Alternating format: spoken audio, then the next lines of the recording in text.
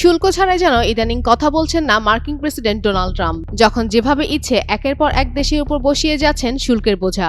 ট্রাম্পের এই শুল্কবাজি খপ্পর থেকে রেহাই মেলেনি তার খোদ পরম বন্ধু নরেন্দ্র মোদীর দেশ ভারতও। রাশিয়া থেকে তেল কেনার অপরাধে ভারতকে গুনতে হচ্ছে 50% শুল্ক, আর এতেই যেন মাথা নষ্ট অবস্থা নরেন্দ্র মোদীর। মার্কিন নতুন শুল্ক নীতি ঘোষণা দিন জানা গেল মোদী এবার আমেরিকার চরম শত্রু চীন সফরে যাচ্ছেন। 31 আগস্ট চীনের তিয়ানজিয়ান শহরে সাংহাই কোঅপারেশন অর্গানাইজেশনের শীর্ষ সম্মেলনে মোদী যোগ দেওয়ার জন্য এ সফরের সিদ্ধান্ত নেন। যদিও আনুষ্ঠানিকভাবে ভারতের সরকারের তরফ থেকে এ সফরের কথা ঘোষণা করা হয়নি। বিভিন্ন সূত্রের খবর, চীনে দুদিনের সম্মেলনে যোগ দিতে প্রধানমন্ত্রী মোদীর এই সফর করবেন। জানা যায়, চীনের সফরের আগে মোদী 30 আগস্ট একদিনের জন্য জাপান যাবেন। সেখানে তিনি ইন্দো জাপান বার্ষিক শীর্ষ সম্মেলনে যোগ দেবেন। ভারতের এই চীন সফর শুল্ক ও বাণিজ্য নীতি নিয়ে আলোচনা হতে পারে বলে ধারণা করছেন বিশ্লেষকরা। এতে চীনের সঙ্গে ভারতের যে টানাপোড়েনের লেশ মাত্রা, তা এ সফরে এক অন্য মাত্রা পেতে পারে বলে ধারণা করছেন তারা। প্রেসিডেন্ট ডোনাল্ড ট্রাম্পের চাপিয়ে দেওয়া শুল্ক নীতি এবং এক অভূতপূর্ব বাণিজ্য